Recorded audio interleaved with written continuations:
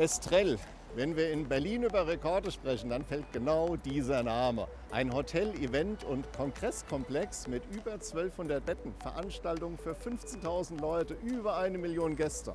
Und jetzt eine neue Superlative, der Estrell Tower, 176 Meter hoch, Berlins erster Wolkenkratzer. Also wir kamen jetzt gerade aus dem Hotelteil und der ist direkt angebunden hier an unseren Veranstaltungsbereich und das ist ja ein bisschen so das Besondere am Estrell-Komplex, dass eben die Hotelzimmer direkt an die großen Veranstaltungsräume angeschlossen sind und dann, dass das ganze Team und die ganze Technik auch von uns in-house kommt. Und das erleichtert natürlich den Veranstaltern extrem. Die müssen nicht die verschiedenen Gäste hin und her shutteln mit verschiedenen Hotels zu verschiedenen Locations. Wir brauchen keine externe Technik, kein externes Catering, sondern wir können alles in-house machen. Und das ist so ein bisschen das USP am Estrell.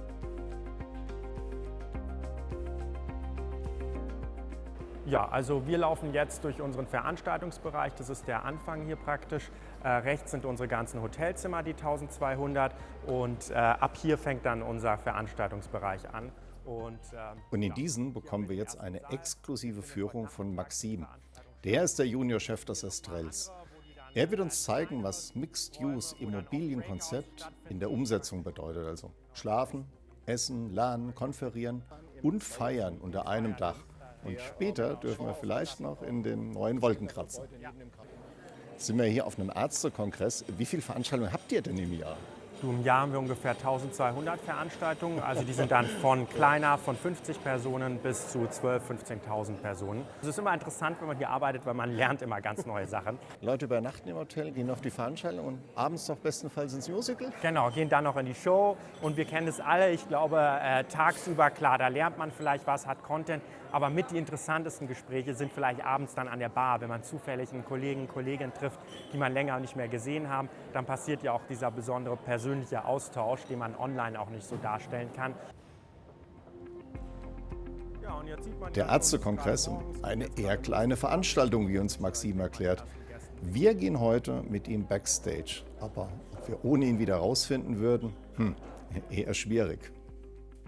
Etwa 600 Mitarbeiter setzen derzeit das Mixed-Use-Immobilienkonzept um.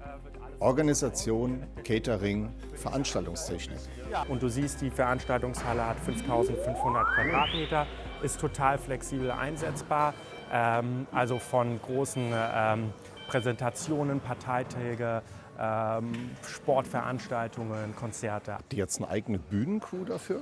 Genau, also das ist natürlich auch die Kernkompetenz und das, was uns besonders macht, glaube ich, dass wir ein großes Technikteam haben, die ganze Veranstaltung planen, zusammen mit dem Kunden oder einer Eventagentur.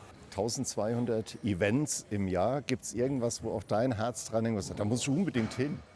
Du, das ändert sich natürlich auch ein bisschen Jahr zu Jahr.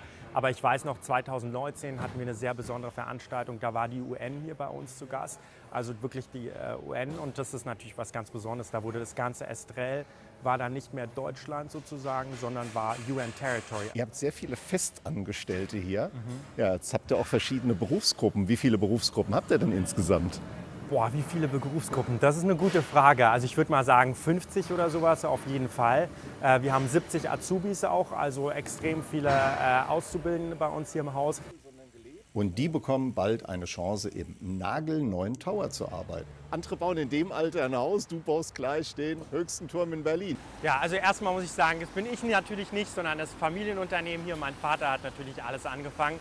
Das Ganze hat 10 Jahre gedauert in der Planung und das Bestandsestrell gibt es natürlich auch schon seit 1994. Jetzt sind wir aber fast so weit, wir haben jetzt das höchste nicht-technische Gebäude in Berlin, also und den ersten Wolkenkratzer in Berlin. Ihr baut jetzt nachhaltig. Ist das dann nicht sehr komplex und auch kostenintensiv? Ich glaube, in der heutigen Zeit ist es extrem wichtig natürlich. Wir sind ja nicht Entwickler nur, sondern wir sind betreibendes Gebäude ja auch und sind Familienunternehmen und das bauen wir jetzt nicht für jemand anders, sondern für uns. Und dann ist, glaube ich, schon sehr, sehr wichtig, dass man da voll dahinter steht auch. Ich meine, klar, wir bauen aus Stahl und Beton, es ist viel Glas, alles nicht unbedingt die nachhaltigsten Materialien, das muss man ganz klar sagen. Aber trotzdem gibt es viele Wege, wie man Sachen optimieren kann. Wir hatten zum Beispiel während der ganzen Bauzeit ein eigenes Betonmischwerk hier, weil das Grundstück sehr groß ist. Das heißt, wir haben Unmengen an Lkw-Ladungen, ich glaube 3500 Lkw-Ladungen gespart. Vor der Glasfassade sieht man hier diese Finnen oder Lisenen. Die wurden auch von den Architekten so platziert, dass du möglichst viel Sonneneinstrahlung blockierst. Dadurch heizen sich die Räume natürlich weniger auf und du kannst auch an Klimaanlagenbenutzung sparen. Und um da so eine große Strategie zu haben, haben wir uns auch entschieden, nach LEED uns zertifizieren zu lassen. Da gibt es einen Katalog, einen Kriterienkatalog und daran hält man sich.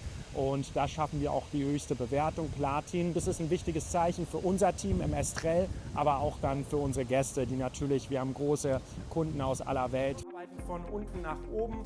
Also das ist jetzt die erste Hoteletage, die gerade schon am weitesten ist im Ausbau. Wir haben unser fertiges Parkett schon verlegt. Für die ersten 90 Zimmer in den unteren Etagen haben wir auch eine kleine Küche, also eine Kitchenette, dass man die auch als Service Apartment benutzen kann. Und du siehst hier, glaube ich, was man für ein Raumgefühl schon hat. Und das ist das niedrigste Hotelzimmer, was wir haben. Hast einen tollen Blick, siehst ein bisschen die Sonnenallee, da hinten natürlich den Fernsehturm. Hier, das haben wir berechnet mit einem Vogelschützer, dass das für Vögel am gefährlichsten ist. Deswegen haben wir hier diese Folie, diese Punkte in die Glasfassade reingetan. Ja, das war hier am kritischsten, diese Ecke. Ihr seid eine Art City in der City. Wie gelingt euch dann, die anderen Stadtteile zu inkludieren? Du, das ist als Hotel nicht immer leicht. Ja? Man sieht selber, würde man jetzt unbedingt irgendwo hinfahren, um ein Hotel essen zu gehen oder eine Bar zu gehen, ist es sehr, sehr schwierig. Ja? Und das versuchen wir hier im Tower natürlich noch verstärkt umzusetzen, ein Konzept zu schaffen, zum Beispiel die Gastronomie, die wir vielleicht nicht alle selber machen, sondern auch mit lokalen, tollen Köchen hier aus Berlin zusammenarbeiten, dass wir noch mehr die Kunstszene auch reinbekommen, dass wir eventuell ein Musikstudio überlegen, wir hier gerade reinzubauen. Also alles vielleicht nochmal Anziehungspunkte, dass Leute in ein Hotel gehen, was man normalerweise nicht macht. Es ist witzig, weil ein Hotel ist eigentlich ein öffentlicher Raum, aber trotzdem gibt es da eine große Hemmschwelle und das versuchen wir hier im Tower natürlich nochmal ein bisschen anders zu machen. Ja, also wir bleiben uns beim Estrell natürlich treu, dass wir große Veranstaltungen hier machen wollen, umsetzen wollen. Und da ist natürlich nicht nur die Hotelzimmer wichtig und die Veranstaltungsräume, die wir im Turm haben, sondern auch im Erdgeschoss die Flächen.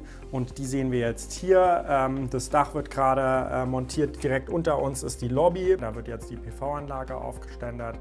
Und die sind dann direkt verbunden mit unserem Parkhaus. Das ist schon fertig und hat Stellplätze für 480 Fahrzeuge und Fahrrädern.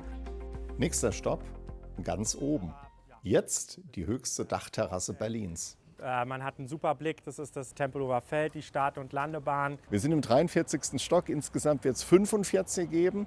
Wie kriegt ihr denn jetzt die Investoren an Bord? Wir sind ein Familienunternehmen, also Investoren haben wir keine. Wir investieren halt immer wieder alles, was wir verdienen hier, wieder ins Unternehmen rein. In den letzten Jahren dachte ich mir halt auch oft, warum expandieren wir nicht mehr international und was weiß ich. Da hätte man wahrscheinlich dann einen Investor mit ins Boot nehmen müssen. Und ich sehe mittlerweile, was für Vorteile das hat, dass man das nicht hat. Dass man selber lieber kleiner bleibt, aber selber entscheiden kann, wie es so ist bei ganz vielen Unternehmen, glaube ich. Am Abend sitzt man zusammen in der Familie, isst was zusammen und bespricht natürlich, was so am Tag lief und was man vielleicht machen kann. Wir haben natürlich Finanzierungspartner und hier im Tower haben wir als Partner die Deutsche Bank. Und ich muss sagen, das passt sehr, sehr gut. Wir haben immer kurze Wege und ich glaube auch die Ziele, wenn wir uns jetzt Themen wie die Nachhaltigkeit anschauen, sind sehr identisch. Also der Deutschen Bank war es sehr wichtig, dass wir uns zertifizieren lassen, dass wir da die höchsten Stufen erreichen, genauso wie uns als Familienunternehmen auch. Und ich glaube, wenn beide gleich denken und die Mentalität irgendwo ähnlich ist, dann hilft es natürlich im ganzen Prozess. Ja, das beschleunigt natürlich die ganze Finanzierung und auch die ganzen Abläufe. Maxim, das höre ich gar nicht und ich habe dir noch nicht mal irgendwas dafür geben müssen. Nee. Ich bleibe wirklich einen halben Meter vom Rand weg. Maxim, jetzt quäl mich nicht. Ja, früher sind wir hier mit dem Aufzug hochgekommen. Der kam Bist raus. du von außen natürlich. und dann